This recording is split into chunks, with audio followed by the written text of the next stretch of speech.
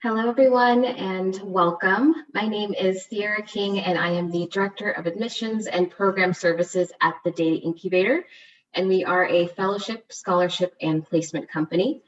We've promised you an excellent info session today that will be led by one of our instructors, Richard Ott, and we will be sharing tips and tricks for those looking to launch their data science career. To start things off, I would like to give you a quick overview of our programs and everything that we offer. Then I will hand off to Rich, who will lead us through our discussion, and we will leave some time for questions at the end. Speaking of questions, if you could please place all of your questions in the Q&A section, and we will answer them at the end of the presentation. As a reminder, our session is an hour long, so if we don't get to all of your questions today, please email us at admissions@thedataincubator.com, and we'll be happy to help you. We'll also post a link to our email address in the chat at some point in this presentation as well. So to start us off, the Data Incubator focuses on training people to become data scientists and data engineers. And we get the question a lot is, why is that important?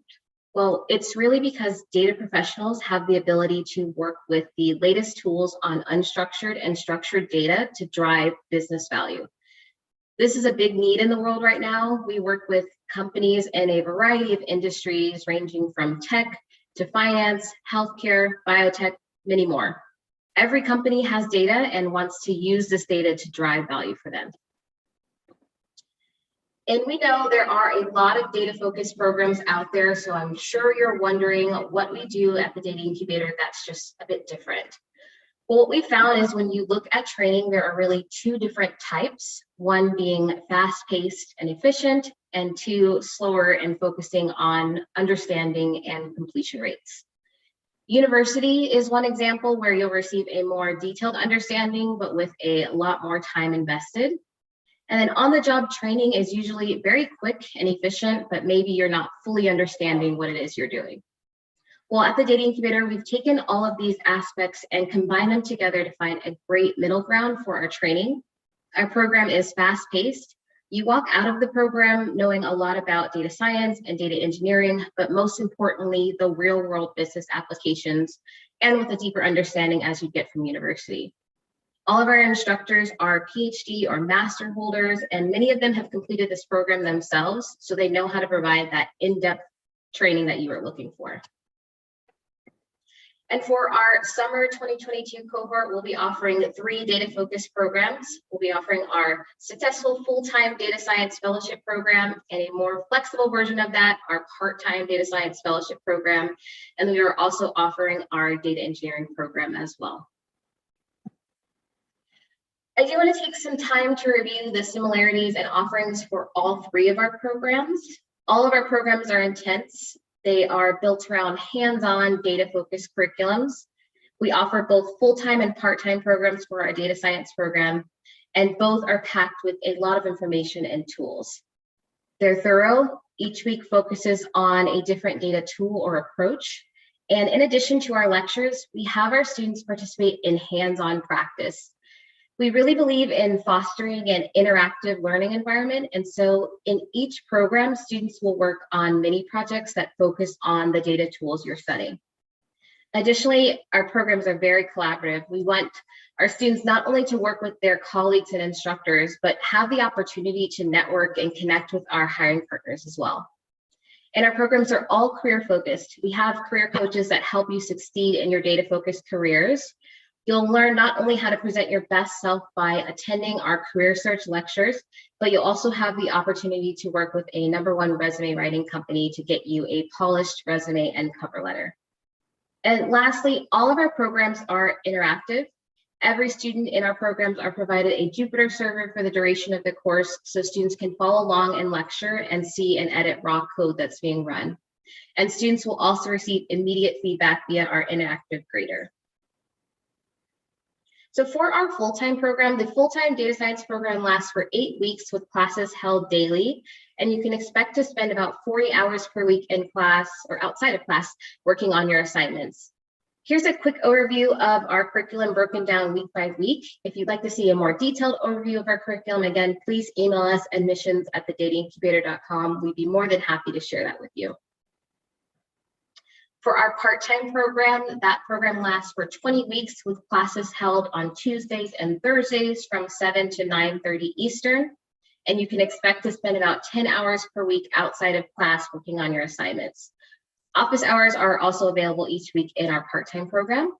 You'll receive the same excellent curriculum and training as our full-time program, but at a much slower pace.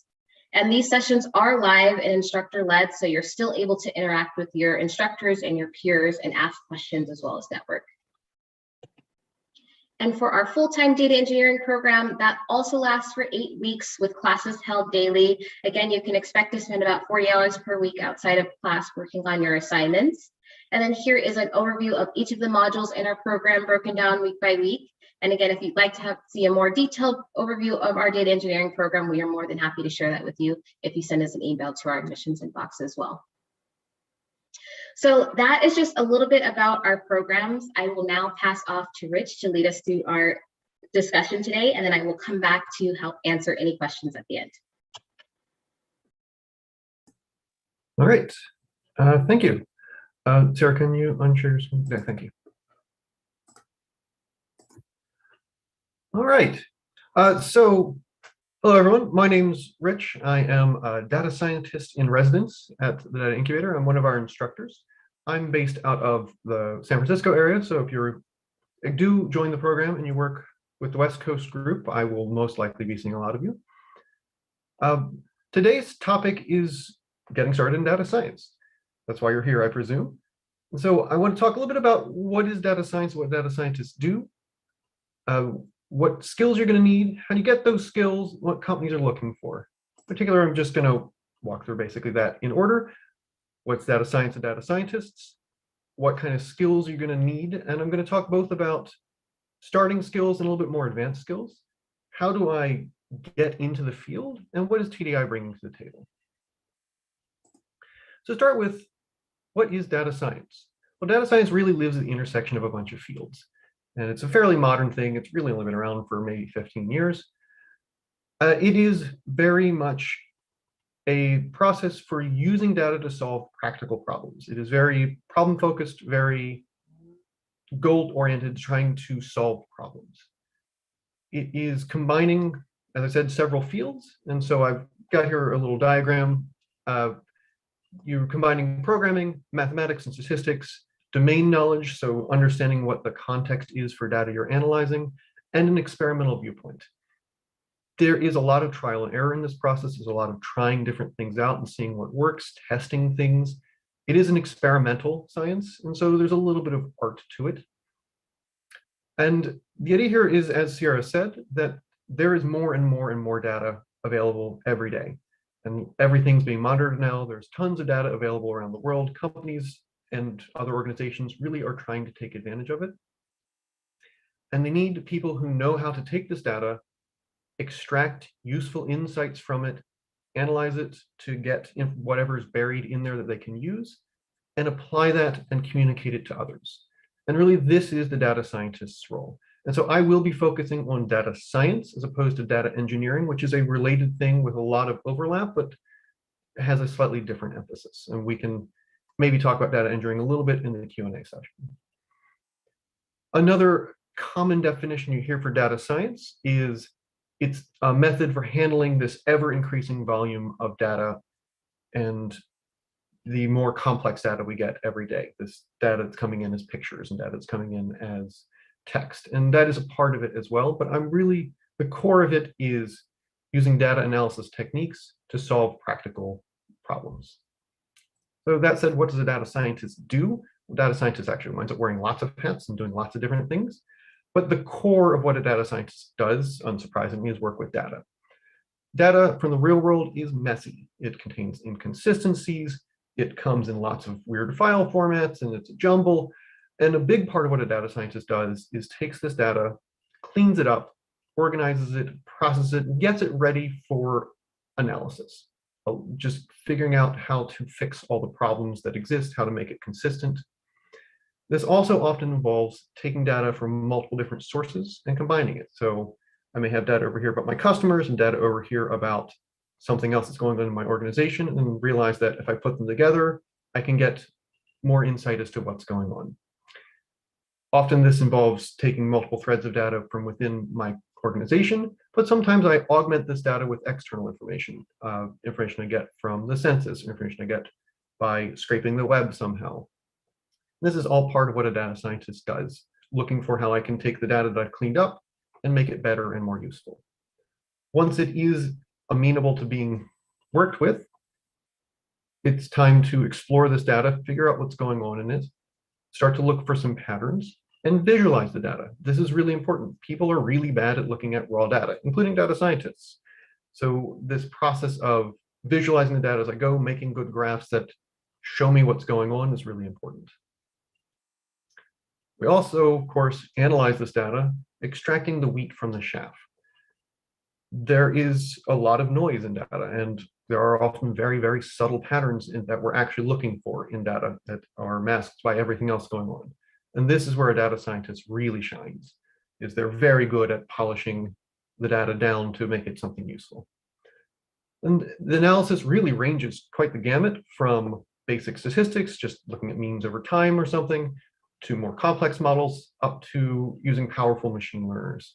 And these machine learners are able to find very subtle connections and patterns within our data, find relationships for things that are not obvious. And so this is often a focus of data science education, including TDI, but it is really important to also make sure you're using the right tool for the job. Sometimes you don't need that power. And that's knowing when to do that, also part of what a data scientist does.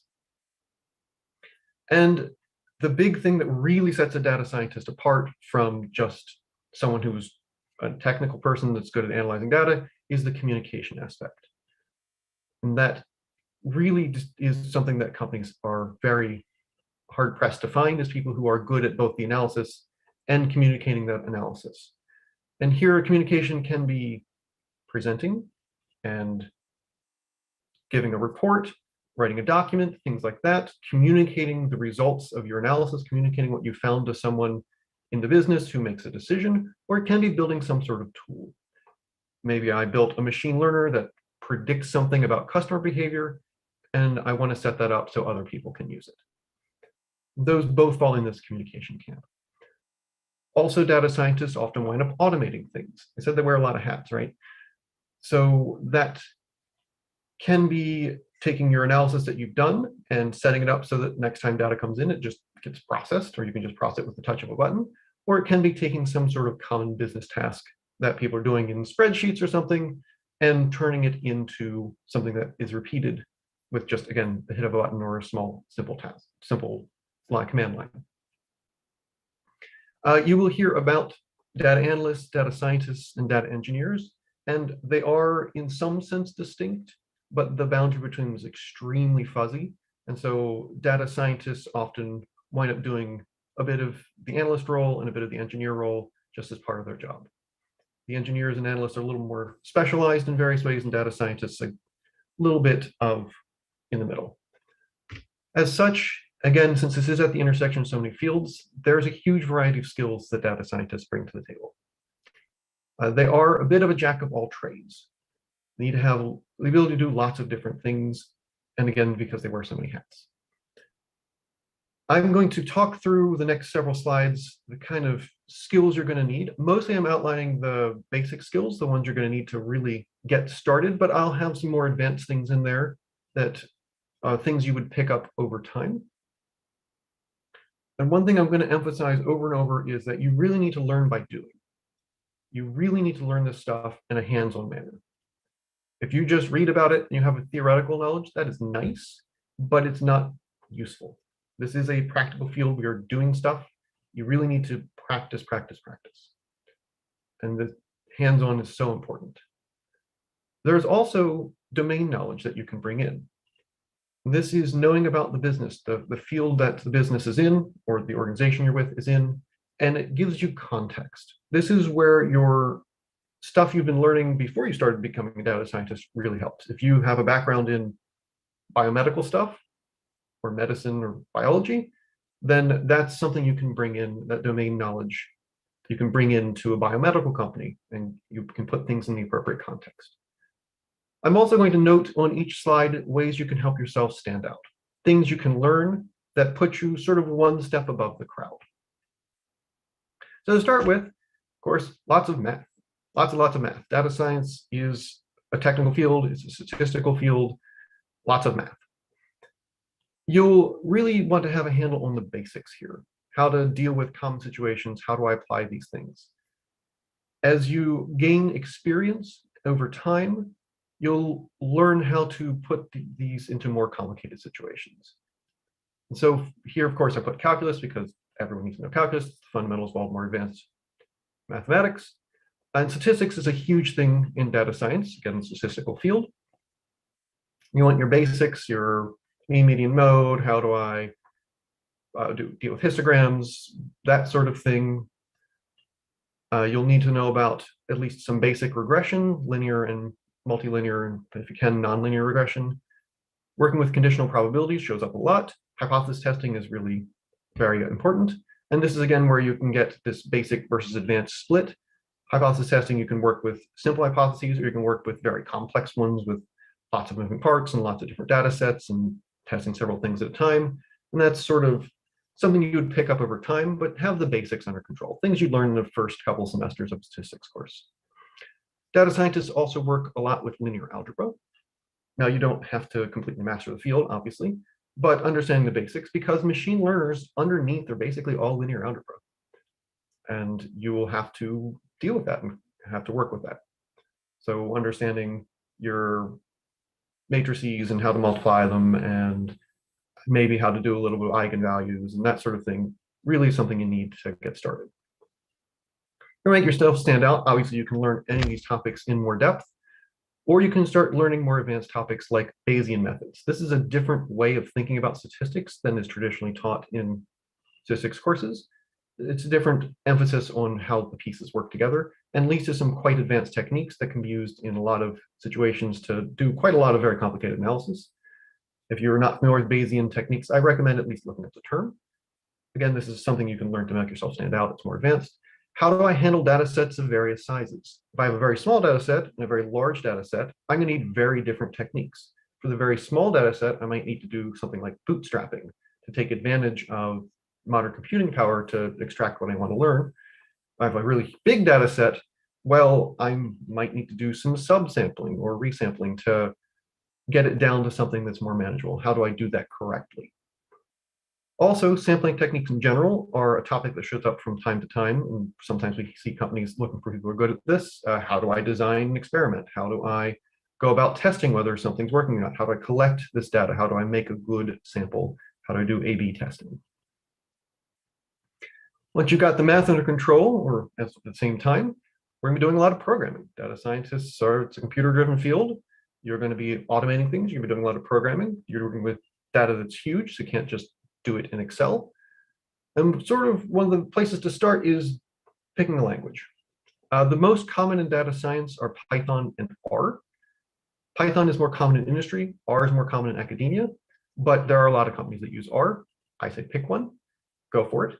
I'm going to talk about Python here, both because that's the one I'm most familiar with and because that is the one that's most common in industry. You don't need to be a software engineer. That's not the goal here. You don't need a CS degree. You need enough programming knowledge to get by.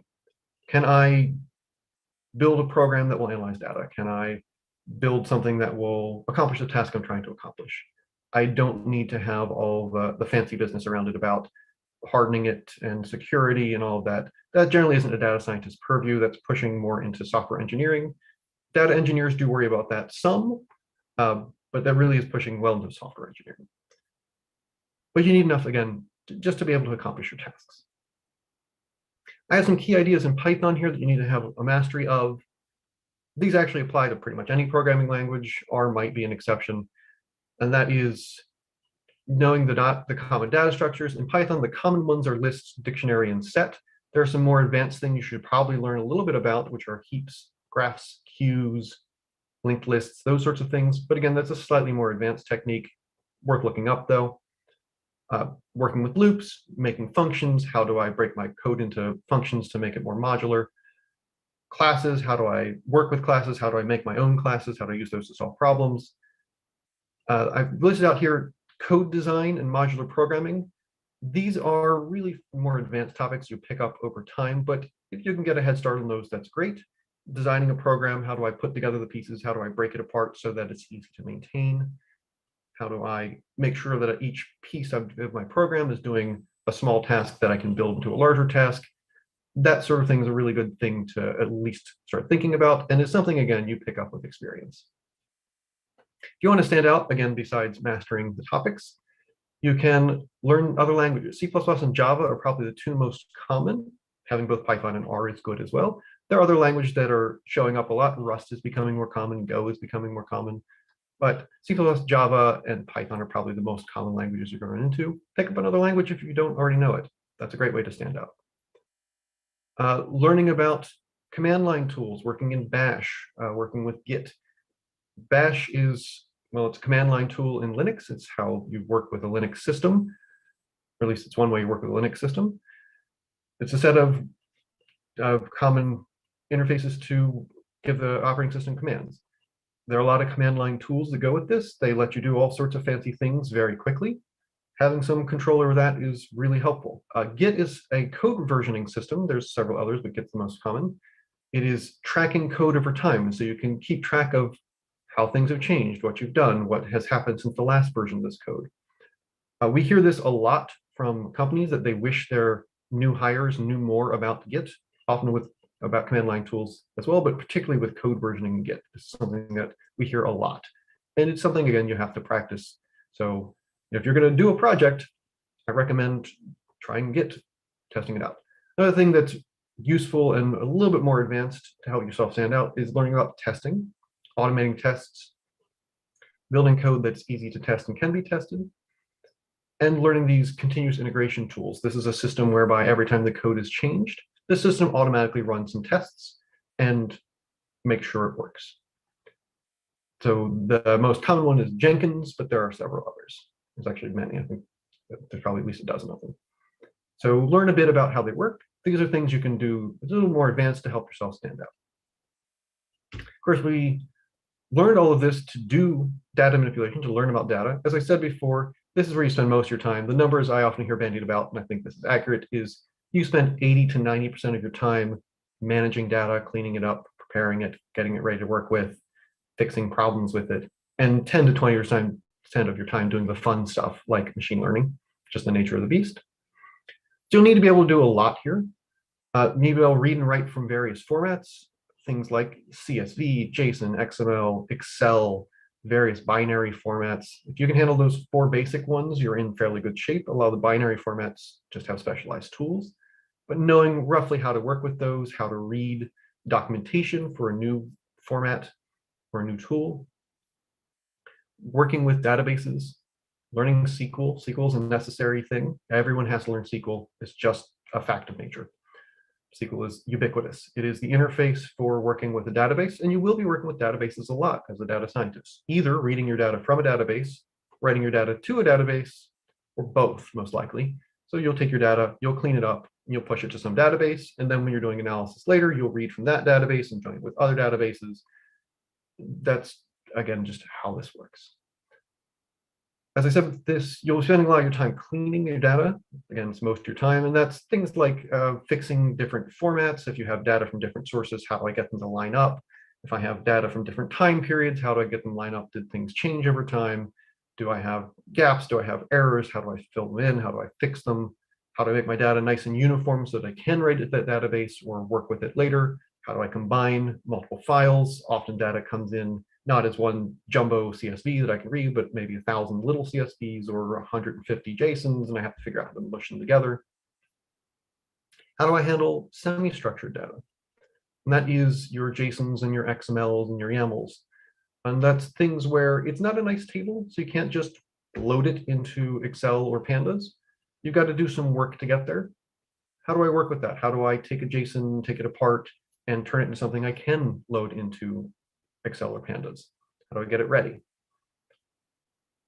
It's called semi-structured because there is a structure there. JSON and YAML are very well structured, but that structure is not a simple table. It's more complex. It can be nested and something complicated. In Python, a lot of this work will be done in Pandas. least the more refined work will be done in pandas. This is a tool that basically works with tabular data tables, and you can do filtering and aggregation and all sorts of transformations and cleaning. You do often have to do some work to get it there. So again, if it's JSON, you have to clean it up first, but it's a very useful tool. You really should know pandas if you're going to be working in Python and have a good handle on that. You'll make yourself stand out, besides, again, mastering all of these. You can look into learning about NoSQL. NoSQL is a competitor to SQL, as you might guess from the name. You also might guess from the name, SQL is so common that the competitor called itself NoSQL to point out that it's not SQL. This is another way of storing databases, and this stores databases actually as semi-structured data.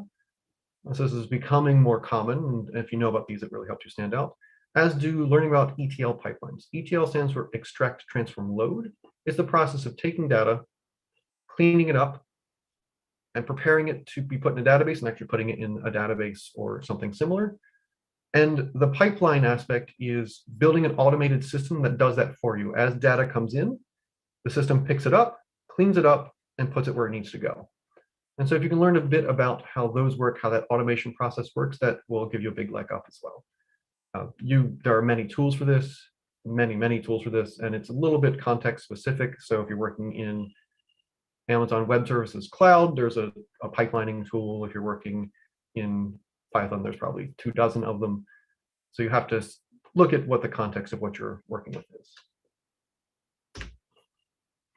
You'll be doing a lot of machine learning as a data scientist. I hope that's not a surprise to anyone.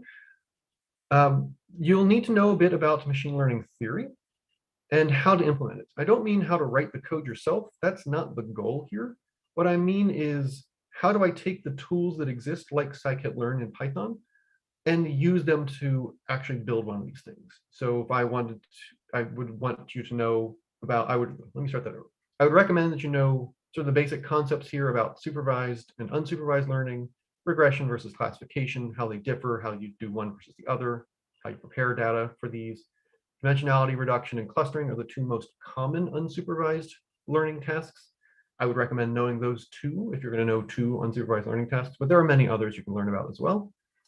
How do I deal with this problem of overfitting, which is something that shows up in supervised learning, and tuning hyperparameters. So hyperparameters are things you can use to adjust the model, use to adjust your machine learner's behavior. How do I work with those? What are, for a few common models that I'll be using, what are the hyperparameters? How do they work? How do I adjust them? What are good ranges of values to try? And do this for a few models. Pick a few common models that you want to work with, maybe decision trees, random forest, linear regression, one or two others, and really understand how they work. Don't try to master all the models. That's impossible. There's literally hundreds of them. And this applies to my next statement as well. This is a bit more advanced, but if you can learn the details of how a few models work, that's going to really help. You don't need to be able to implement the training process for a decision tree yourself, but just have an idea of how it works. And how do I put these models, how these models work inside, what's going on under the hood. Just for a few common ones, again, this is slightly more advanced to help yourself stand out a little bit, but for this hyperparameter tuning, that is something you really do need to know for a few common models. How do I get data ready for machine learning? How do I clean it up? How do I do some basic feature engineering? Feature engineering here is taking my information that I have and transforming it so that the model will be able to work with it better. The simple stuff that you need to know going in is, how do I deal with data that's not just numbers? Well, you might need to do one-hot encoding if it's categorical. You might need to do some other kind of transformation. What kind of transformations do I need to do to make my model happier? Things like scaling the data so that it's all sort of 0 to 1 kind of data. Adjusting the data to be more what your model's looking for. So your model's linear. How do I adjust my data to make it look a little more linear to make the model happier? Simple combinations of features, taking a couple of features, mixing them together to produce cross features. That's the basic stuff. The more advanced stuff you would pick up over time or learn if you're ambitious would be, what do I do if the columns are correlated? How do I decorrelate them? Do I need to? How do I inject human knowledge into the system? So if I have latitude and longitude, is that useful? Is it not? Do I need to transform it into something like distances from specific places? What kind of transformations would be appropriate for that? If I'm working in a specific domain, which presumably you are, what kind of things are specific to this domain? So if I'm working with stocks, the average volatility over time is something that shows up, and that's pretty stock specific. It doesn't show up in a lot of other places. So those sorts of transformations I would consider more advanced. As I said, scikit-learn is the tool in Python that most people wind up using. That's the most common by far. It's a very good tool for building models and training them. It's great for that. It's not so great for production. It's not something you would necessarily expose to the internet, but again, that's where your software engineers would pick this up. It also is lovely because it has fantastic documentation. And that really helps here because it helps you not only learn about it, but learn about other stuff too. If you want to stand out, learn about natural language processing, working with human text. Learn about working with time series. This is extremely common in our slightly more advanced topic. Learn about neural networks. In neural networks there's a lot of different packages. The most common are PyTorch and TensorFlow. PyTorch really is used more in academia, and TensorFlow is used more in business. But again, companies use both, so it depends on the company. Another huge thing is communication. Being able to present your ideas clearly and appropriate to your audience. What's the right level of technical depth?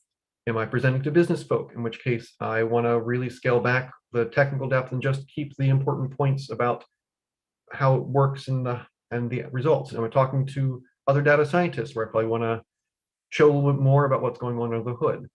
How long is my talk? If it's 5 minutes, I'm pretty restricted on how much depth I can go into. If it's 25 or 30 minutes, maybe I can go a little more depth. What is appropriate to my audience in terms of what they want to know, what is relevant to what they need, what they're doing. Really a practical communication style, getting to the point, problem focused. We set out to do this, here's what happened, here's how we did it. This is in contrast to an academic style, which often meanders and has a long wind up in a half an hour intro and is trying to show off a little bit. That's no good, that's not what you want. You also want to be able to make good visualizations, easy to understand, and get your point across. Again, this is this to the point practical thing. Communicating what you want your audience to know. Learning a little bit about visualization theory can help here. In Python, the tools that are most common are Matplotlib and Seaborn for making static graphs. So just standard graphs. Altair, Bokeh, Plotly, and several others are used for making interactive graphs. I'm sure you've interacted with these on the web where you click on them and they change. You can make those. I would recommend learning at least a little bit how to do that as a start, and even for the basics. Don't choose Altair, Bokeh, and Plotly. Pick one of them to learn. Once you have one under control, you're in good shape. Again, your company may choose a different one, but once you know one, learning the others isn't so bad. I also have these dashboarding tools, Power BI, Tableau, and then usually companies have their own internal dashboard. Data scientists often wind up making dashboards, but usually not in Power BI and Tableau unless the company is really bought into that. I know some companies we work with are really big users of one or the other. Tableau has a nice free thing called Tableau Public you can practice with. And one really important thing here is that you need to actually do this. You need to make presentations, you need to make graphs, you need to show them to other people, you need to practice this to make sure it's working. It's very, very difficult to make one and decide yourself if it's working. So you need to show it to others, you need to practice. Again, that's an ongoing theme, but you do need to do this. How do you make your stuff stand out? Well, the biggest thing we get from companies all the time is we need people who can take these technical things and talk to non-technical people about them, particularly our business people. This is just enormous, and it's something we get all the time. It really is what makes a data scientist stand out. Taking this, communicating to non-technical people, putting it in the context of the business and how it's addressing the business needs. You'll hear a lot about big data. I would say all of this stuff I'm about to talk about is above and beyond the Call of Duty. It is things to make yourself stand out. And that's working with large data sets, where large here is too big to fit in memory, and working with what's called unstructured data, things like image files, sound files, human text, things that aren't numbers or JSONs that you can turn into numbers, things that are much messier. This involves a lot of work, obviously. One big aspect of this is often distributed computing, using multiple computers on a single task. And there are many different tools for this. I've listed the three most common ones: Spark, Dask, and Hadoop. There are many, many others as well. Basically anything in the Apache project. We teach Spark when we do this. And so this is, again, a technique for having all these computers work together. It handles the communication between computers for you, so you don't have to worry about that. So these frameworks are really lovely, because if you have worked with MPI, the old way of doing it, you'd really appreciate the new way of doing it. Another thing that winds up here a lot, and this maybe sometimes shows up anyway, is cloud computing. This is computers you can rent. So I can just go and say, hey, give me 10 computers, and press a button to get 10 computers. These are often used to handle these larger data sets because you can just rent computers on demand. There are several of these. The three biggest are Amazon Web Services, Google Cloud, and Microsoft Azure. Amazon Web Services has the largest market share by far. So if you're going to learn one, learn that one. And this has a whole suite of things you can do in there. Working with big data sets in the cloud is, of course, where this relates to big data.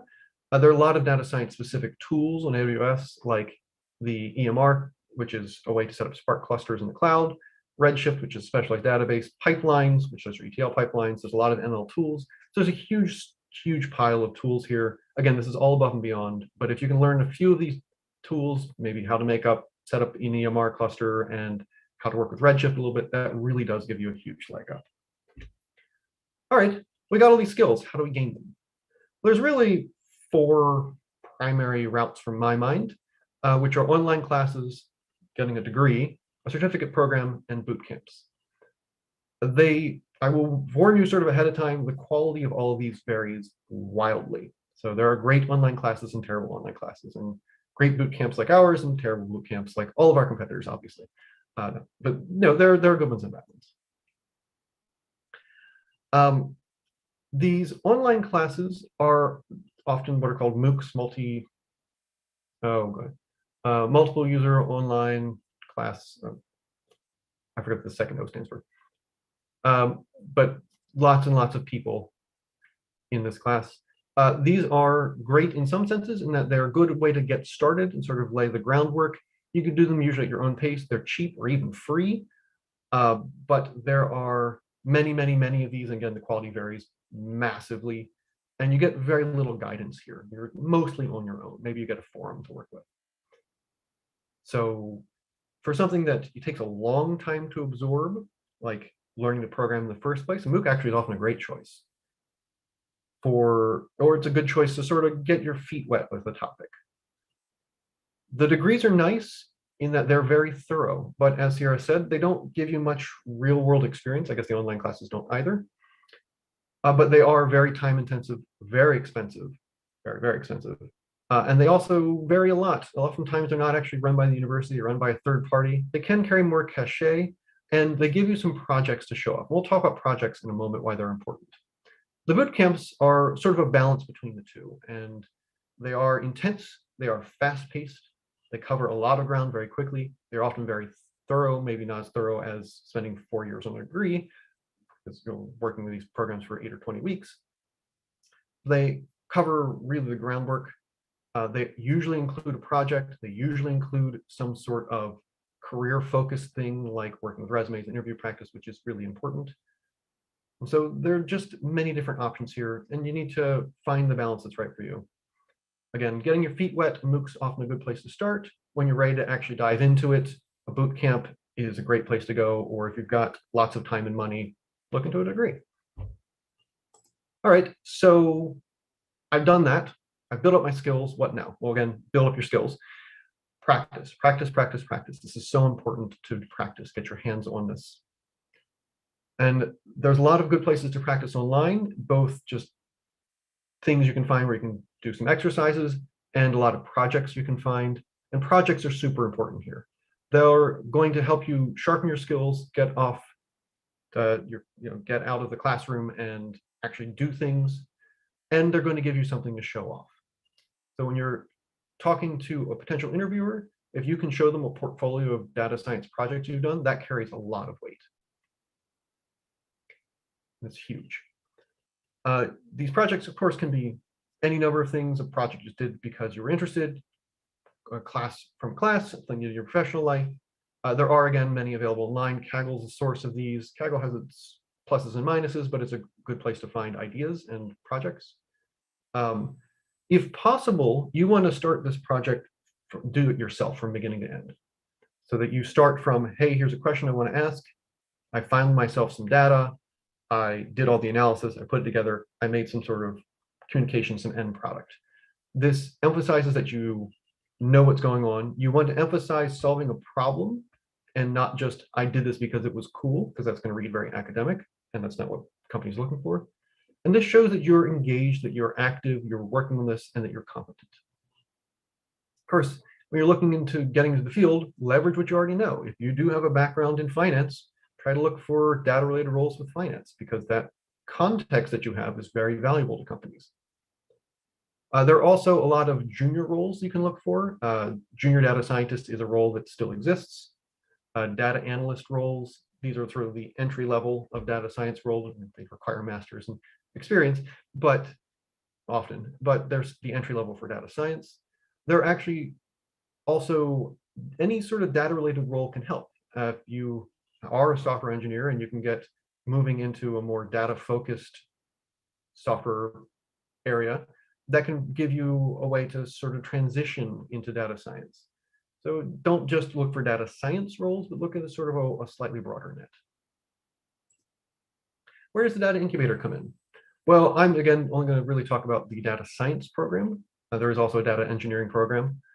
And our data science program is either 8 weeks full-time or 20 weeks part-time. And we cover the most important topics. So we cover dealing with data wrangling, machine learning, both the basics and some more advanced topics, SQL, data visualization, putting this into a business context, doing distributed computing, we use Spark, doing neural networks, we use TensorFlow. And so we offer you a grounding in these basics, a chance to do exercises on them every week so you get your hands on and you actually know what you're doing. Again, that's so important. We also make you do a capstone project, which is a project that it's mostly self-guided.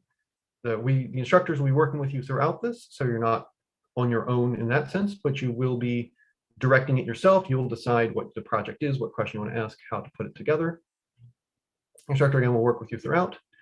And it's a chance again to show off those skills from beginning to end, to show that you know how to do everything a data scientist needs to do. And we are going to push you hard to make sure that A, you get it done and are doing the right things, and B, that you're doing something that is clearly practical and useful. And then during our program, you also have a lot of career-related stuff, how to deal with interviews. We do how to build your resume for a data science system, we do a lot of interview practice. So we have basically every week, we do different kinds of interview practice for interviews you might run into. All right, so I think that is enough for now. So I'm going to open the floor to questions. We have a couple questions in the Q&A, Rich. I can just hear. So this first one says, can you please throw some light on the testing tools? I'm more interested in time series testing tools, also best GUI for Python, although it is mentioned Jupyter will be used. Are there any alternatives? I'll address the second part first. So a GUI for Python is something you have to be a little bit careful about. I think what you meant was a development tool. So something like Atom or PyCharm. We use Jupyter notebooks just because they're convenient for us. But if you're doing real Python development, you want to use a dedicated IDE. So again, Atom and PyCharm are probably the most common. There's several others, but that's probably where I would recommend going. I think Eclipse has a Python mode, but I'm not going to swear to that. As to the testing tools, there are many. And the most common one in Python is PyTest. And these, again, set up automated tests of various natures. And they hook into your code and run your code and make sure it is doing what you think it should. So you set up a suite of tests. Time series is there aren't time series specific testing tools. That's, I think, asking a different question, which is how do I work with time series, which I'm not even going to attempt to address because I don't want to spend 20 minutes on it. But there are testing techniques for time series, and that's something that you'd learn as part of our program or some other time series focused machine learning process.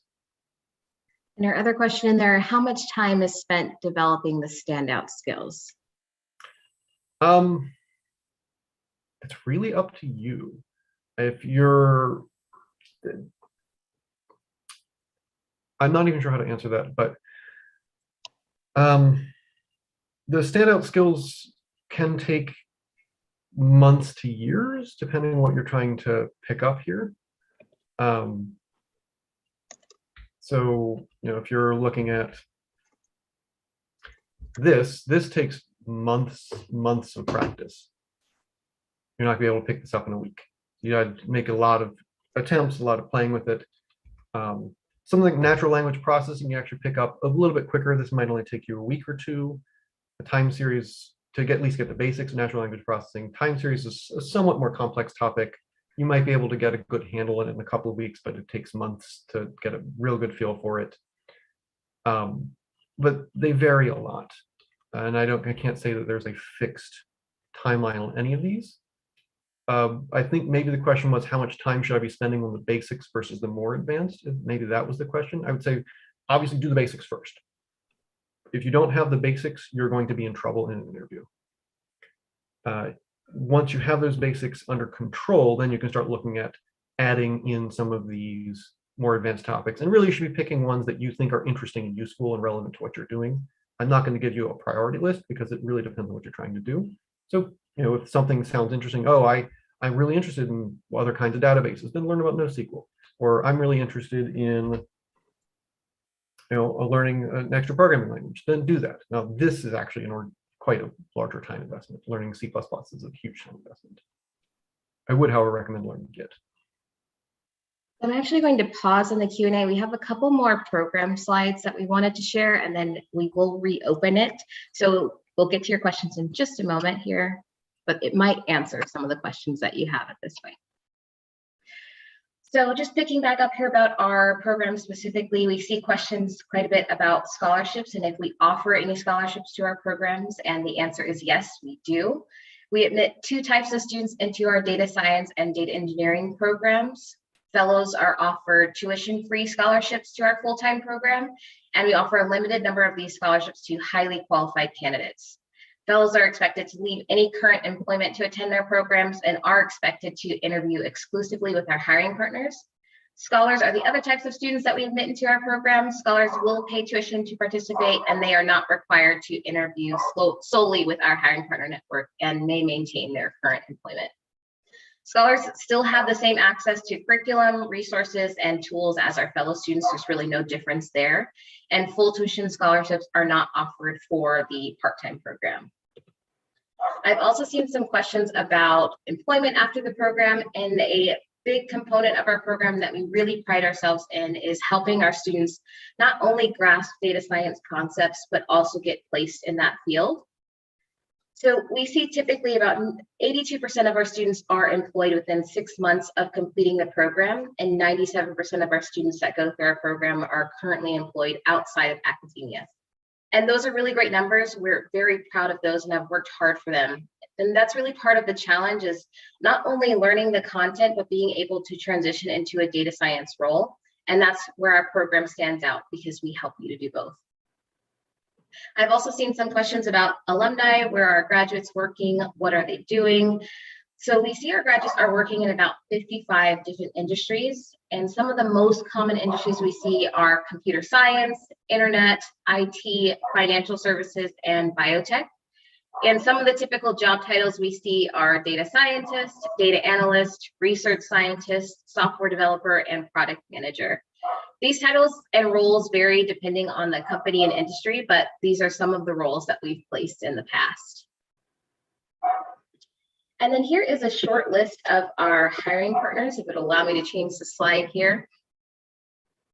So it's a short list of our hiring partners. As I mentioned earlier, many of these companies are also hiring for our data engineering roles as well, but we are focused on building out a separate network of hiring partners dedicated solely to our data engineering program. We also get quite a few questions about financial options if we offer assistance, and the answer is yes, we do.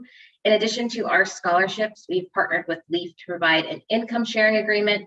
It's a great option for many of our students. You can participate in our program with just a deposit down, and you won't be required to make any payment until you've graduated and are working and earning more than $40,000 annually. We also provide loans through Ascent, and Ascent offers 3 options, 1 being deferred repayments, 2 interest-only repayments, and 3 immediate repayments. And lastly, for many of our part-time programs, companies are willing to sponsor or pay for their employees to go through our program. It's a win-win. You get to learn great stuff in the evening and be able to apply it to your job during the day. So if this is something you think your company would be interested in or you would like to present to them, we do have a letter we can provide you that will help lay out the program and all of the benefits of attending. So where are we at right now in our admissions cycle? Well, we run multiple cohorts a year, and our spring cohort is starting in April, but the application for our summer 2022 cohort is now open. Our summer session, full-time session, will run from June 27th to August 19th, and our part-time will run from June 27th to November 11th. And as I mentioned earlier, the full-time cohorts are 8 weeks long and the part-time cohorts are 20 weeks long. And some specifics about our applications: we ask that you submit your application by March 25th for the early admissions deadline. You'll then have 72 hours to complete the coding challenge from the time that you open it, and the final challenge deadline is March 28th. You can't complete the challenge unless you submit the application. So just in general, I recommend you complete the application and challenge sooner than later to avoid any technical issues. We're unable to reopen the application or challenge after those deadlines. So that's for our early admissions. We do offer irregular admissions after our early admissions cycle. You may be wondering, what's the difference there? Well, we evaluate applicants on a first come, first served basis. So if you want a better chance of getting a fellow spot, or just knowing earlier for planning basis if you've been accepted into the program to secure financing, I absolutely recommend applying for our early admissions application. We also offer a priority enrollment package for our programs that includes access to a Python training course, early access to career services, and a one-on-one with a data science resume writer, as well as $2,000 off your tuition for direct payment. So if you're interested in applying to our program, which of course we hope that you are, you can go to the dataincubator.com/apply to submit your application. And then if you have any questions about your specific situation, this presentation, or going through our application process, please reach out to us again at admissions@thedataincubator.com, and we'd be happy to answer your questions. So at this point, I will reopen the Q&A. If you have any questions that haven't been answered yet, please put them in there. We'll be happy to address those now. So I want to quickly address something. One of the questions asked was about the standout skills, and I thought the question was about how much time should I spend developing them. Apparently the question was how much of the Data Incubator's time is spent on these standout skills. I would ballpark it at about 1/3 of the program is this above and beyond stuff, and 2/3 is the basics and the business context and that sort of stuff. So our next question here is, how do you find more business-focused project without much business background or domain knowledge? So this is a place where you might want to look into case studies. So if you can Google around for data science case studies, these will give you some ideas of the kind of things that businesses are looking at, and that will help you find some ideas of what a good business context would be. A good business focused project. But really the key is not, it doesn't have to be business focused, it just needs to be practical. And another question is, if you can talk a little bit about the difference between the data science and the data engineering program. Yeah, so the data science program is the one that I outlined. The big distinction is that the data engineering program covers similar stuff in the first half. So it does a lot with handling data wrangling, doing some basic machine learning, SQL and databases, and it also covers distributed computing and Spark. But the second half, they really differ. The data science program is focusing on visualization and more advanced machine learning, and putting things in business context. An engineering program is focused more on, hey, if I want to do this stuff, how do I actually build a database in the cloud? How do I set up a computing cluster? How do I set up a pipeline to process data as it comes in? How do I set up something to serve a model to people? So it's more focused on that sort of nuts and bolts doing stuff, particularly in the cloud. It's mostly cloud focused, AWS focused, as opposed to the data science, which is more about the business and more advanced modeling. Another question here, what are the locations available this summer, and are there different hiring partners at different locations? So I can answer that one. All of our cohorts are offered online, so you are able to participate from wherever you are located. If you are interested in participating in person, we may have a in-person classroom in Berkeley for our summer session, so that is something we'll keep you updated on as well. But again, you can participate in all of the programs online. And our hiring partners are distributed across the US, so a lot of them are also open to remote hires as well. So it's not based off of your specific location or their location. You may be able to apply to hiring partners in a variety of locations. And then last question I see in here, are you working with active business problems directly with industry partners, or are they past problems? Also, what mechanisms are there for interacting with peers in between lectures for the part-time program, and how many students per cohort? All right, so I can at least field part of that. So the answer is that the program as we construct it is not actively working with industry partners on problems they're trying to solve right now. That is not how we do things. We are looking at more example problems and previous problems that have been worked on, basically because we don't want to have to bow to the whims of industry partners all the time, and it helps us keep things more organized. It also doesn't bind us to those particular partners, so it would be a little bit unfair to our other partners. In between lectures, we have active Slack channels that people discuss. We also have Zoom channels that people can pop into and discuss. So that is basically how we do that. There was a third component, which is how many people in a typical cohort, but I think Sarah, you might be better answering that than I am. Yes, so in the part-time program, we see about 20 to 30 students in those cohorts. It varies cohort to cohort, but that's about the average. And then the next question here, what is the minimum background and work experience required to apply to your program? So we ask that our applicants have at least a bachelor's degree at minimum with 2 years of relevant work experience, or if you have a master's degree or PhD or one that's in progress that you'll be completing soon, then you would be eligible to apply. The last call for questions. I think we could take one more. And if you have a question that you don't feel comfortable asking in a group setting, I think we've put our email in the chat, but we might want to put it in there one more time. Feel free to email us at admissions@thedataincubator.com. We will be happy to schedule a call with an enrollment counselor and get those questions answered for you.